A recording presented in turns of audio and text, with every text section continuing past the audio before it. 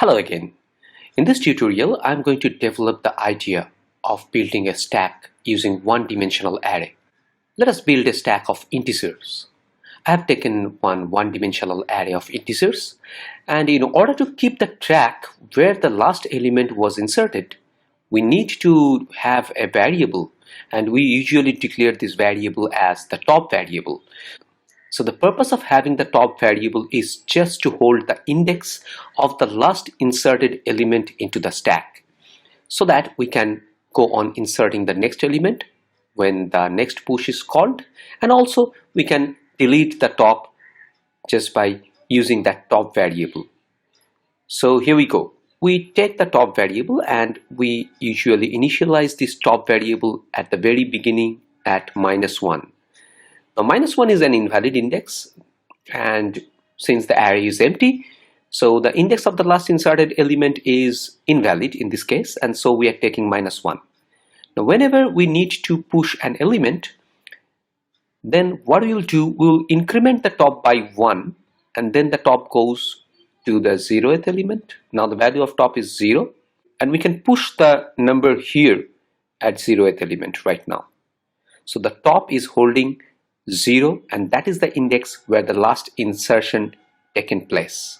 Now if another push operation is called, then we can just increment the top by 1 once more, and the top goes here at 1, and we can assign the value here. So you can see that the top is holding the position of the last inserted value. Now let me just insert one more element here. So if we call the push operation once more, then the top will be incremented to the index 2, and then we can insert here. Now before we increment the top in order to assign the next integer value to the top of the array, we must ensure that the array has provision for the elements. That means the array is not in the overflow state. If you go on inserting the elements in this way, ultimately the top will reach to the index 4, and then the overflow will occur. Now whenever the top comes here at this index, by filling these two elements, then another insertion is not possible. We say that in that case it's overflow.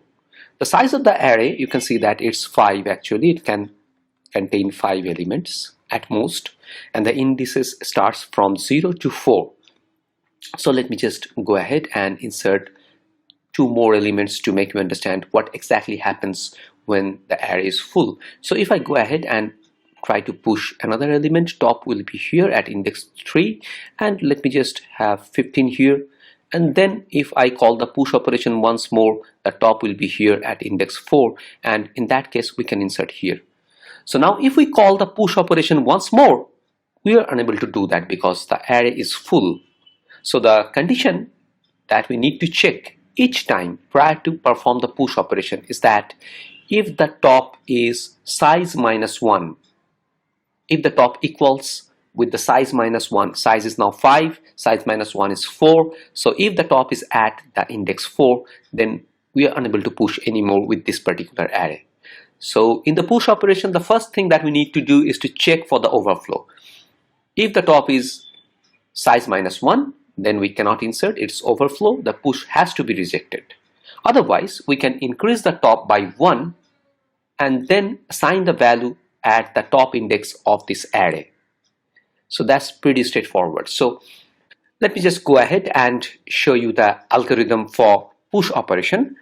Now it is pretty straightforward, and I have written this algorithm here. Here is the algorithm for push operation. The procedure push takes a value as parameter that it intends to push into the stack. We have considered a stack of size equals to 100 elements, and the top is the integer that is going to hold the index of the last inserted element into the stack. And initially we have assigned -1 to the top. So when the procedure push starts, it receives a parameter that it intends to push. So here, first of all, at line number 2, you can see that we are checking the top with size -1. If it indeed equals with size -1, then it says that stack is overflow and we are exiting the push. Otherwise, if this condition is false, we are coming here at line number 6 and we are increasing the top by 1 and we are assigning the value v at the top index of the stack S. So that's the straightforward push operation. So while we pop, we do the reverse thing. We actually get the element from the top of the stack, and we then decrement the top by 1. But prior doing that, we need to check whether the stack is empty or not. That means whether the stack is in underflow state or not. If the stack is not underflow, in that case we can just pop the stack, otherwise not. Let me show you that.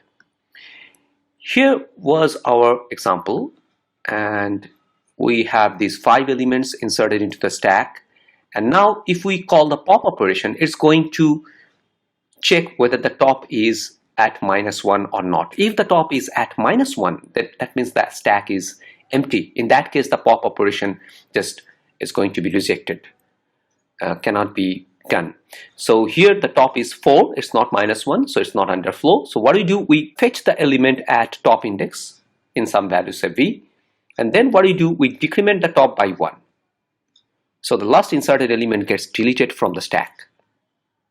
And again, if the pop operation is called, it's 15, that will be fetched, and then the top is going to be decremented by 1 again. So in this way it goes on unless and until it reaches -1. So here's the straightforward algorithm for pop operation.